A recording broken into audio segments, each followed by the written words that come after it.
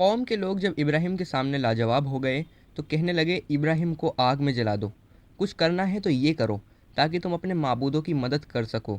ابھی لوگوں کے اندر یہ بات چل ہی رہی تھی کہ حکومت نے اس بات پر سختی سے کارروائی کی۔ جب نمرود کو اس بات کا پتہ چلا کہ ابراہیم بتوں کی عبادت نہیں کرتا اور ایک خدا پر ایمان رکھتا ہے تو وہ اپنے آپے سے باہر ہو گیا۔ اس کو فکر ہو گئی کہ اگر ابراہیم بتوں کی عبادت نہیں کرتا ہے تو وہ مجھے خدا کیسے مان سکتا ہے۔ نمرود نے حکم دیا کہ ابراہیم جہاں کہیں بھی ہے اسے میرے دربار میں پیش کیا جائے۔ پوری قوم یہی چاہتی تھی کہ ابراہیم کو دردناک سزا دی جائے، یہاں تک کہ ان کے رشتہ دار بھی۔ حضرت ابراہیم نمرود کے سامنے لائے جاتے ہیں۔ نمرود حاکمانہ انداز میں پوچھتا ہے، اے ابراہیم، ہمارے ہوتے ہوئے تم کسی اور کو کیسے رب مان سکتے ہو؟ ابراہیم بھرپور یقین کے ساتھ کہنے لگے، میں زمین اور آسمان میں صرف اور صرف ایک خدا کو مانتا ہوں، اس کے بغیر سب مجبور ہیں۔ خالق اور مالک تو اللہ ہی ہے، تو بھی اسی طرح کا انسان ہے جیسے ہم سب انسان ہیں۔ نمرود چونک پڑا اور اپنی کرسی پکڑی اور گردن اٹھا کر بولا، تو میرے بغیر بھی کسی کو خدا مانتا ہے؟ کہنے لگا، اپنے رب کے اوصاف بیان کرو ورنہ اے ابراہیم میں تمہاری ہڈیاں توڑ دوں گا۔ سورہ البقرہ میں فرمایا، آپ نے اس شخص کے بارے میں غور نہیں کیا جو ابراہیم سے جھگڑا کر رہا تھا، اس بات پر کہ ابراہیم کا رب کون ہے، اس بنا پر کہ اللہ نے اسے حکومت دی تھی۔ جب ابراہیم نے کہا، میرا رب وہ ہے جس کے اختیار میں زندگی اور موت ہے، بادشاہ کہنے لگا، زندگی اور موت تو میرے ہاتھ میں بھی ہے۔ ابراہیم نے کہا، نمرود، میرا رب سورج کو مشرق سے نکالتا ہے، تو اسے مغرب سے نکال دے، اللہ ایسے ظالموں کو کبھی ہدایت نہیں دیتا۔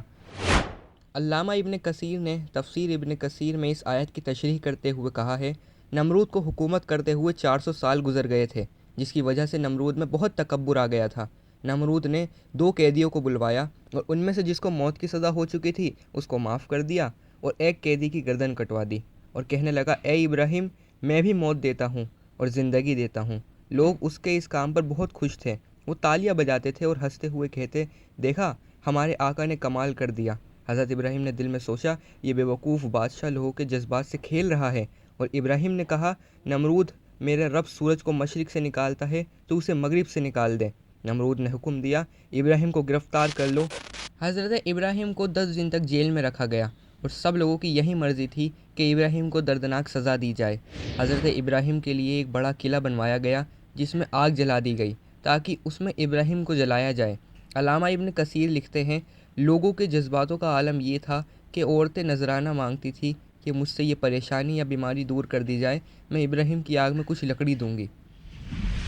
مورخین نے لکھا ہے کہ آج تک اتنی بڑی آگ نہیں دیکھی جتنی بڑی آگ ابراہیم کو جلانے کے لیے لگائی گئی تھی۔ ایسا لگتا تھا آگ کے شعلے آسمان سے باتیں کرتے محسوس ہوتے ہیں۔ جب آگ میں ڈالنے کا وقت آیا تو سب لوگ پریشان ہو گئے اور کہنے لگے، آگ کے پاس کون جائے گا؟ کسی نے نمرود کو مشورہ دیا کہ ابراہیم کے لیے ایک منجنیق یعنی پتھر پھینکنے والی مشینیں بنائی جائیں۔ جس نے یہ مشورہ دیا تھا، اللہ تعالیٰ نے اسے اسی وقت زمین میں دھسا دیا اور قیامت تک کے لیے وہ زمین میں دھستا رہے گا۔ جب ابراہیم کو آگ میں ڈالا جانے لگا تو ابراہیم تنہا تھے۔ زبردست پہرے میں مجرم جو توحید کی بات کرتا ہے لایا جاتا ہے۔ مارو اور قتل کر دو کے نعرے لگائے جانے لگے، لیکن ابراہیم کے چہرے پر ذرہ برابر رنج و ملال نہیں۔ جناب ابراہیم نے مشرکین کے ہجوم کی طرف دیکھا اور اللہ کی یاد میں کھو گئے۔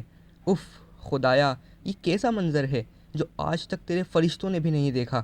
نظر اٹھائی تو جبریل سامنے آئے اور کہا، اے ابراہیم، میں حاضر ہوں، کوئی خدمت ہو تو عرض کریں۔ ابراہیم نے کہا، آپ کو اللہ کی طرف سے کوئی حکم ہے؟ جبرائیل کہتے ہیں، جی نہیں۔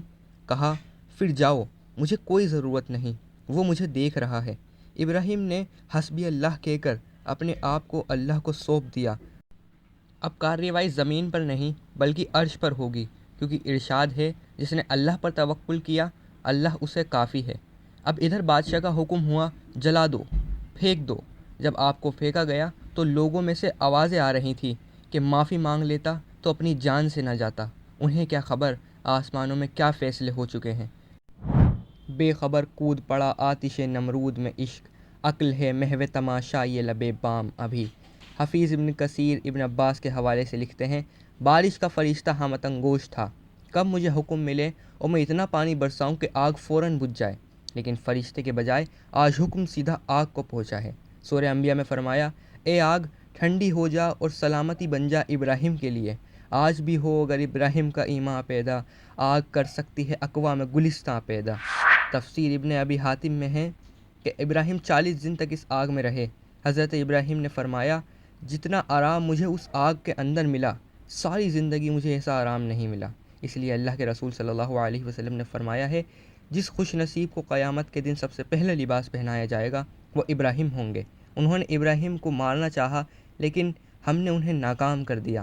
اہل ایمان کے لیے اس میں بڑی نشانی ہے، اور اے اہل ایمان، اگر تم بھی سچی بات پر قائم رہو تو دشمن تمہارا کچھ نہیں بگاڑ سکتا۔